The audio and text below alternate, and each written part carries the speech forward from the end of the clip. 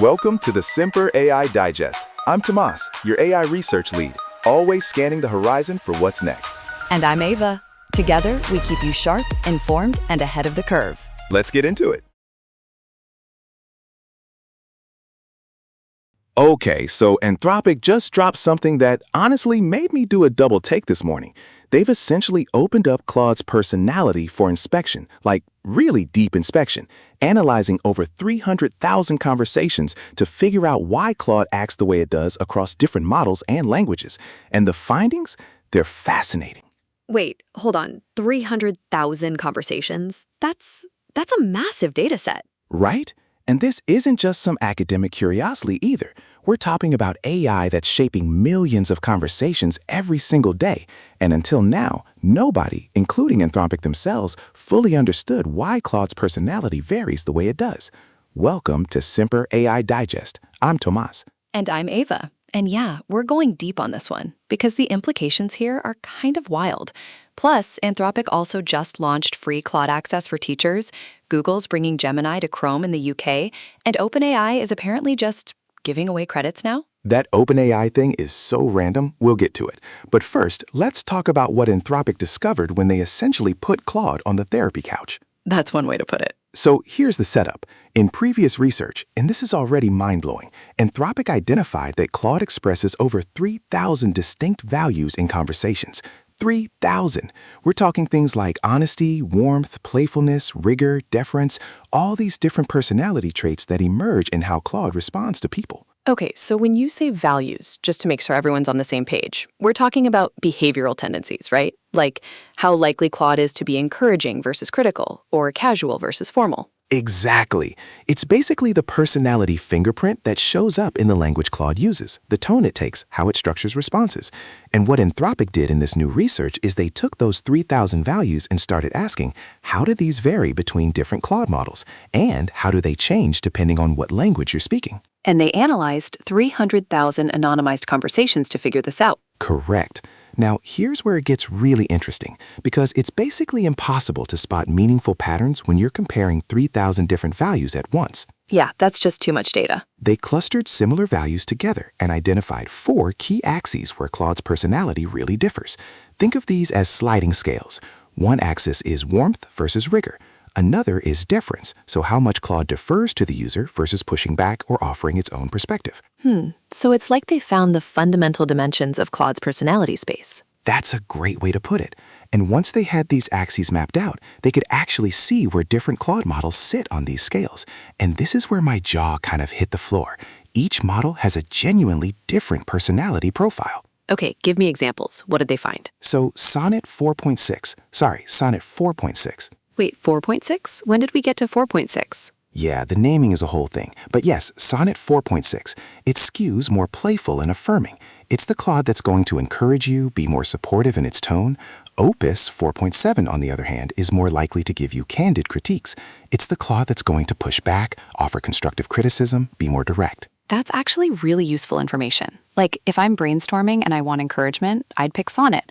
If I want someone to poke holes in my logic, I'd go with Opus. Exactly. And the fact that Anthropic is now publicly documenting these differences, that's new. They're being transparent about the fact that these models have distinct personalities, and they're starting to understand what drives those differences. So here's my question, though. Did they intend for these personality differences to exist, or did they just emerge from the training process? And that's the question, right? In their announcement, Anthropic specifically says they don't yet fully understand why these values vary, or whether that variation is even desired. This research is essentially the first step towards figuring out what factors influence Claude's value expression, and then, crucially, how and whether they should steer it. That whether is doing a lot of work in that sentence. Oh, absolutely. Because there's a real philosophical question here. Should all AI assistants have the same personality? Or is there value in having different models with different approaches? Like maybe some users genuinely prefer a more deferential assistant, while others want something that challenges them more. Right, but then you get into questions about who decides what those personalities should be, and whether certain personality traits could be problematic in certain contexts. Yeah, like if an AI is too deferential, does it fail to push back when a user is asking for something harmful? Or if it's too playful, does it fail to treat serious topics with appropriate gravity? Exactly. And I think what's really interesting here is that Anthropic is being upfront about not having all the answers yet. They're essentially saying, we've discovered this thing, we're still figuring out what it means, and we're going to study it more. Which, that kind of transparency is refreshing. But here's where it gets even more interesting, the language dimension. Oh, right, they looked at different languages too. Yes, so Claude's personality doesn't just vary between models, it varies depending on what language you're speaking. And the most noticeable difference shows up on that warmth versus rigor axis we talked about. Okay, what did they find? Claude leans most towards warmth in Hindi and Arabic. In Russian, it leans towards rigor. It's actually more likely to ask users for supporting evidence, to be more analytical and questioning. Whoa, that raises so many questions. Is that reflecting cultural communication norms? Is it something in the training data? Is it deliberate? Right. And again, Anthropic is saying they're still working to understand this. But think about the implications.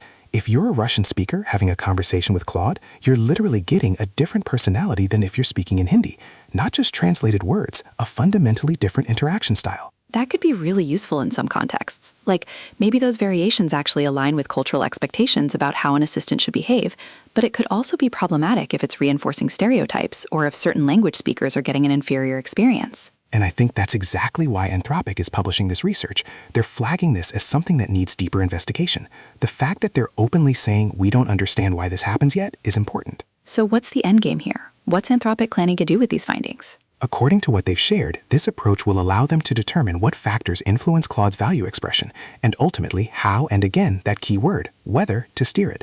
So they're building the tools to potentially shape these personality dimensions more deliberately. Which means we might be heading toward a future where you can actually choose your AI's personality profile. Like, I want high warmth, medium rigor, low deference. Customize your own Claude personality preset. That would be wild. It's like character.ai, but actually grounded in serious research about what these personality dimensions mean and how they affect outcomes. Though I imagine it'll be more constrained than that. They're not going to give you sliders to create an AI with 0 honesty values or something. Right. I'd like my AI to be maximum playful and minimum truthful, please. Exactly. But the broader point is that this research is the foundation for much more sophisticated thinking about AI personality and how it should work. And honestly, the timing here is interesting too, because this comes right as we're seeing more competition in the AI space. Every company is trying to differentiate their models, and personality, how the AI actually feels to interact with, is becoming a real differentiator. Yeah, it's not just about capability anymore. It's about whether you vibe with the AI. Exactly. And now Anthropic has a framework for thinking about that systematically, rather than just vibes-based development. Okay, so we've been going deep on this, but I want to make sure we're clear about what this means practically. If I'm using Claude today, what should I take away from this research? Great question. I think the immediate takeaway is, if you've noticed that different Claude models feel different to use, you're not imagining it. Those differences are real, they're measurable, and Anthropic is now actively studying them. And if you're multilingual and you've noticed Claude acts differently in different languages, also not your imagination. And the bigger takeaway is that we're moving toward a future where AI personality is something that's understood and potentially controllable, rather than just an emergent property we hope turns out okay. Right. And that's both exciting and something that deserves scrutiny as it develops. For sure. Okay, so speaking of Anthropic, they also just launched something much more immediately tangible, Claude for Teachers. Yes. And this one is huge for the education space.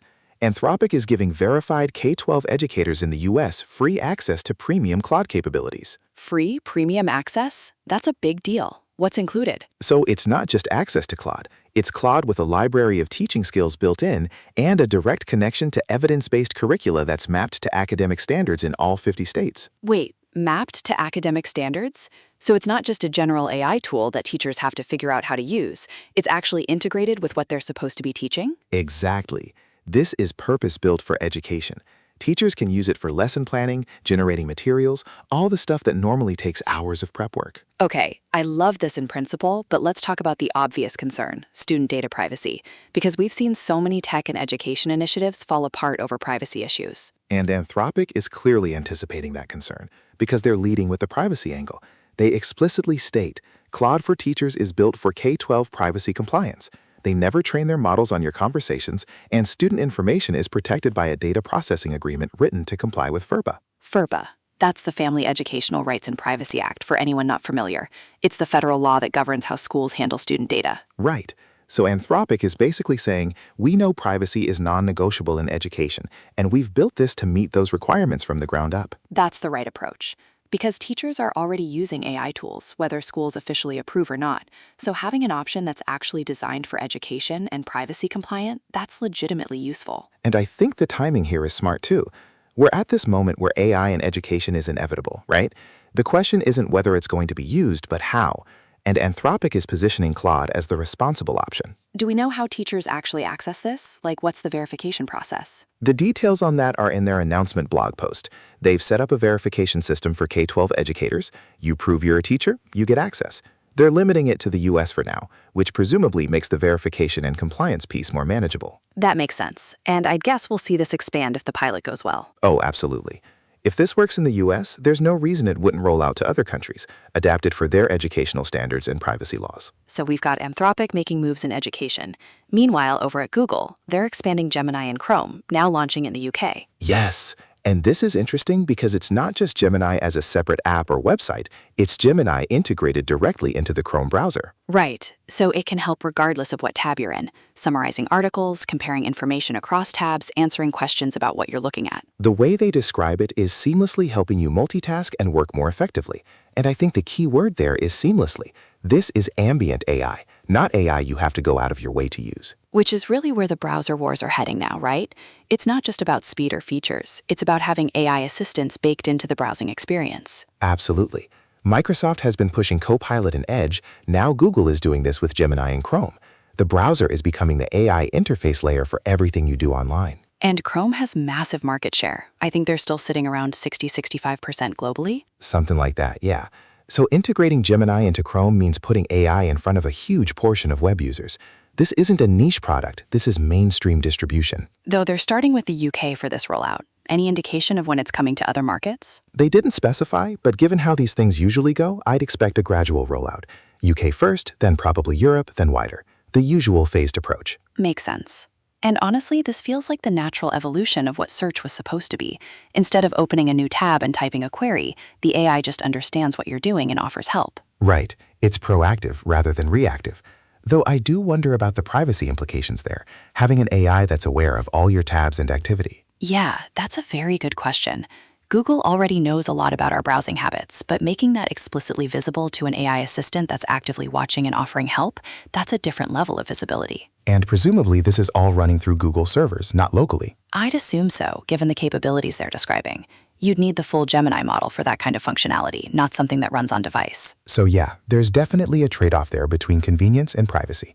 Though for most people, I think the convenience will win. Probably. Okay, so we've covered some big product moves. Now let's talk about something a little more unusual. OpenAI is apparently just giving away API credits? Yeah, this one caught me off guard.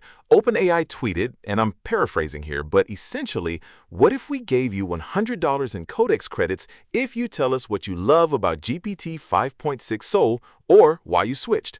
Tweet it, claim your gift, enjoy more usage. First 10,000 get the free tokens. Okay, so first of all, GPT 5.6 Soul? That's a new designation. Right, I think Soul might be a variant or fine-tune of 5.6. The naming is getting a bit alphabet soup at this point. And they want people to tweet about why they love it or why they switched to it. This is basically a user testimonial campaign with payment. Exactly. It's marketing, but it's also kind of clever. They're saying, tell us your story, here's $100 in credits. For developers who are already using the API, that's free money. And OpenAI gets organic testimonials and insights into why people are choosing their models. Though I have to say, from a research perspective, paying people for testimonials does bias the sample toward positive responses. Oh, for sure. You're not going to tweet, here's why GPT 5.6 Soul is disappointing to claim your $100. Right, thanks for the credits, but actually your model hallucinates constantly. But I think that's fine. Like, OpenAI knows what they're doing here. This isn't rigorous user research, it's a promotional campaign. And limiting it to the first 10,000 creates urgency. True. And $100 in API credits, how much usage does that actually buy you? Depends on what you're doing with it, I guess. Yeah, if you're doing heavy API calls with long context, $100 might go pretty fast. If you're doing lighter usage, it could last a while. But either way, it's a nice incentive. And it's a smart way to generate buzz. People love free stuff, and this gets GPT 5.6 Soul trending on social media. Absolutely. I mean, we're talking about it right now, so mission accomplished. Fair point. All right, let's hit some quick hits before we wrap up. We've got a couple more interesting tidbits from that Anthropic research that are worth mentioning. Yes. So remember how we talked about Anthropic identifying 3,000 values and then clustering them? Here's a detail on that process. They specifically called out that because it's hard to spot patterns by comparing 3,000 values at a time, they clustered similar values together and then identified 4 key axes. One of those axes they specifically named is deference. Right, so how much Claude defers to the user versus offering its own perspective. Exactly. And this is important because it's one of the fundamental ways AI personalities differ. Some AIs are very deferential. Yes, of course, whatever you want. Others are more willing to push back. Actually, have you considered this alternative? And there's no universally right answer there. Sometimes you want deference, sometimes you want challenge. Right. Context matters. And what's cool is that Anthropic now has a way to measure and potentially control where Claude sits on that axis. Okay, and one more quick hit on the Claude for Teachers privacy angle, because I think this is worth emphasizing. Yes. So beyond just FERPA compliance, Anthropic explicitly states that they never train their models on teacher or student conversations. That data isn't going back into the training pipeline. Which addresses one of the biggest concerns about using AI in education, that student work or information could end up in the training data and potentially leak out in other contexts. Exactly. So teachers can use this without worrying that a student's essay is going to show up in someone else's Claude conversation later. And that's backed by a formal data processing agreement, not just a policy statement, so there's legal weight behind it. Which is what you need in the education space. Trust but verify, right? Having legal agreements in place matters. Absolutely. All right, I think that's a pretty solid rundown of what's happening in AI this week. Before we go, any final thoughts on the big theme that emerged today? I think the thread running through everything we talked about, from the personality research to the education tools to the browser integration, is that AI is moving from being a tool you explicitly invoke to being something that's just present, ambient, integrated into your workflow and aware of context. Right, and that shift brings both opportunities and challenges. The opportunities are obvious, more helpful, more contextual, more seamless. The challenges are around privacy, control, and whether we're comfortable with that level of AI integration in our lives. And I think what's interesting is that different companies are taking different approaches to that. Anthropic is focusing on understanding and controlling AI personality and values. Google is making AI ambient in the browser.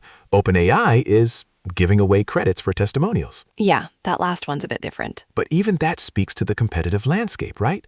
Everyone's trying to build mindshare and user loyalty in different ways. For sure. And I think for us as users, the key is to stay informed about what these tools actually do, how they work, and what trade-offs they involve.